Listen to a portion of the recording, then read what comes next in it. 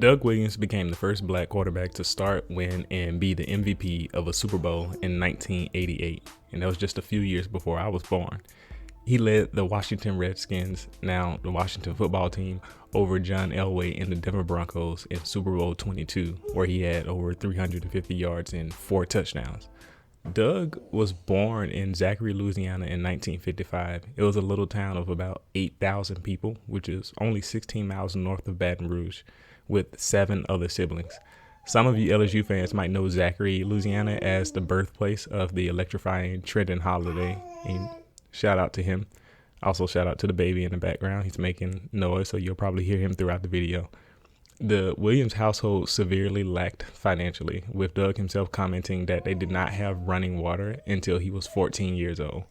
You may not know that Williams grew up being a very good baseball player as well, a basketball player, and he started out at linebacker in football before switching to quarterback. Doug Williams played for the legendary Grambling State head coach Eddie Robinson from 1973 to 1977. He led Grambling State to 3 SWAC championships in his time there. The fact that he threw for 38 touchdowns for Robinson highlights how great he is, because Eddie Robinson was a run again, run some more, run once again coach. And despite how fantastic his play was, only the Tampa Bay Buccaneers sought after him in the draft process. Offensive coordinator Joe Gibbs spent a few days with Doug down in Louisiana, and he was completely impressed with him and banged the table for the organization to draft him. And they did. And the interesting thing is, around this time, some of you may have forgotten that for a time, there was a thought that black men couldn't play QB due to the false perception that they were intellectually incapable. For some, that belief is still prevalent. If you remember, Onalaska School Superintendent Lynn Redden made this comment after the Texans lost to the Titans in 2018. When you need precision decision making, you can't count on a black quarterback. And yeah, I think that quote speaks for itself. And so, of course, the Tampa Bay Buccaneers did indeed draft him number 1 overall. The Bucs head coach, John McKay, was the same head coach at USC when they played a black QB, Jimmy Jones, during the Civil Rights era. McKay quickly named Williams the starter after a couple of practices, and Doug Williams then was the only black starting quarterback in the league. In Doug's second season, he led the Bucs to a 10-win division title season. They even went to the NFC Championship. But unfortunately, the LA Rams defense hurt him in the third quarter in that game, and consequently, they also broke his jaw the previous season as well. Unfortunately, not everyone was happy to see him be successful as a black quarterback. Listen to him talk about these letters that he got as he was playing for the team and leading them to success. I think about some of the letters that I got, and wish I had saved them, but I threw them away because, you know, when I got these letters, was no, why am I getting emotional about this, man? Had no return address. And, you know, sitting at your locker, you start reading and you realize, you know, how cruel people were. I can remember receiving a box, nice wrapped box, man, and I opened it, and it was a rotten watermelon, and big note that say, throw this to the ends and see could they catch this.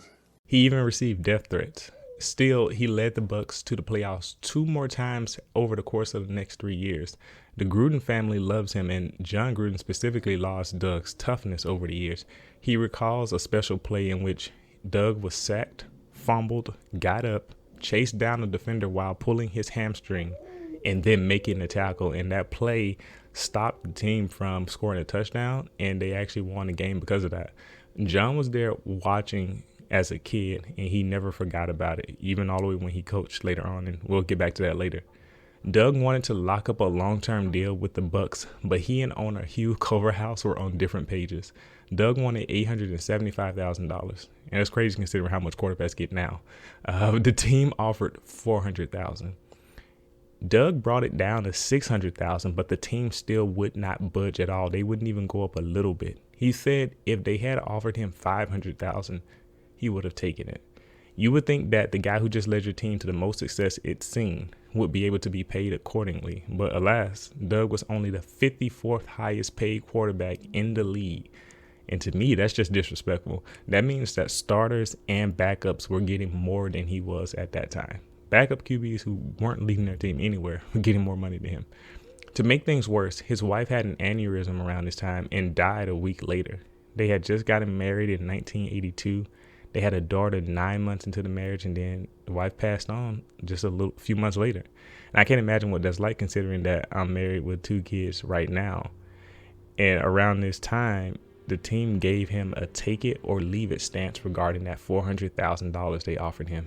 And he decided to leave it, which I think is fitting.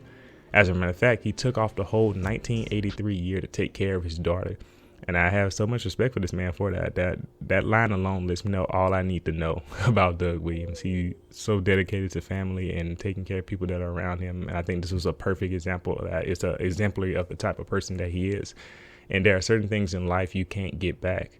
So my advice to you, anybody watching this video, is make sure you dedicate time to those precious things rather than the things that you can't get forever.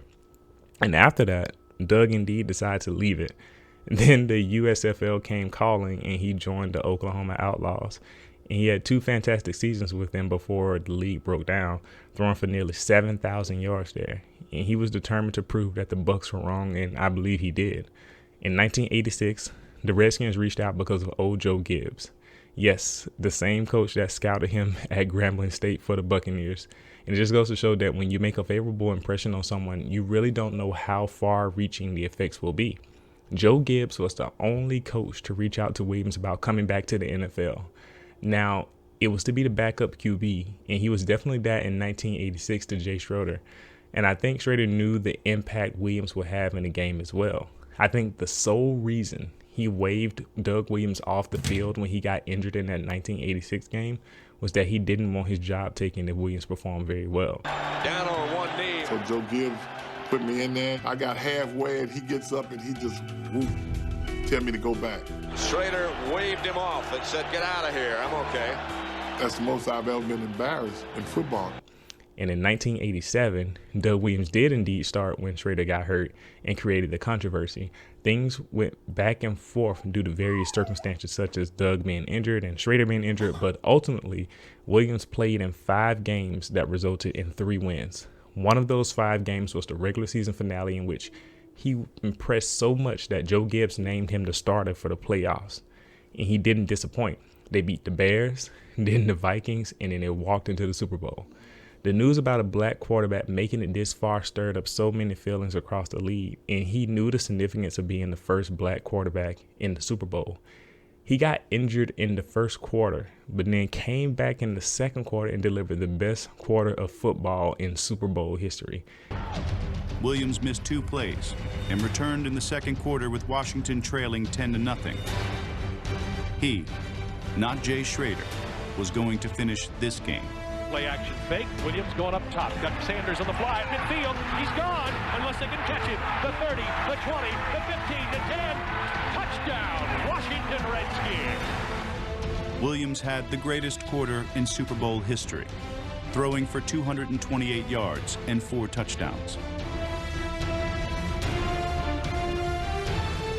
After about the 3rd TD pass, Jake Jacoby, he walked up to me and he said, "Doug Williams, black, green, blue, or yellow," he said, "You our quarterback." Doug Williams, he is having a dream day for a quarterback. You're watching this. He threw for 4 touchdowns alone in the second quarter. And of course, he was named the MVP. And probably one of Doug's most precious moments was this one. May I say to you, sir, I think you have handled your personal week of history nobly. After we did the interview, he looked at me, he said, "Thank you, sir." I understood where he was coming from because he knew probably what I had been through in order to get there, and he gave me respect that day, and I appreciate it. Congratulations. Enjoy your off season because you've earned it. Thank you, Keith. Hearing Keith Jackson call him sir was a bigger moment than some people will ever realize for a black man to receive that type of respect on TV from a white man, especially from Keith Jackson, who in the South was a lot of this, he was like a special person. And in that context, for that amount of respect to be shown to Doug Williams, it meant a lot, not only to black men across the country, but also I'm pretty sure to Doug Williams specifically. And he went on to retire after 1989 due to a back injury limiting his play, in the Redskins abandoning him really fast without giving him time to recover. His father also passed away before the season, so he dealt with a lot in a short period of time. About 4 years later, in 1993, he went home to coach football at his high school. He worked his way up to an assistant coaching position at Navy before becoming an offensive coordinator in the World League and a scout for the Jaguars. Not to mention that he had spent a year as the head football coach at Morehouse. With all of that, he always wanted to go back and coach at Grambling State. And in 1998, he got that chance. He replaced former legendary head coach Eddie Robinson and sought to make things great there. He updated that wing T offense to something more modern, and he led them to a 5-6 record in his first year.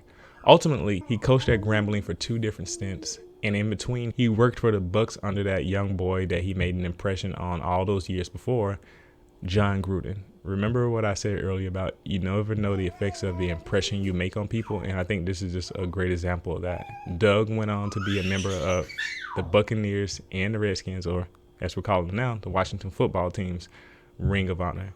And since 2014, Doug Williams is Washington's Senior Director of Player Personnel and is doing a fantastic job there. Doug Williams changed so much for the young black men who played quarterback in the NFL. Without him, we don't have Michael Vick, Cam Newton, Russell Wilson, Deshaun Watson, etc. He's a true pioneer who changed history for the best. And if you're a football fan, make sure you tell someone about him. Thank you for watching my video, and I'll see you next time.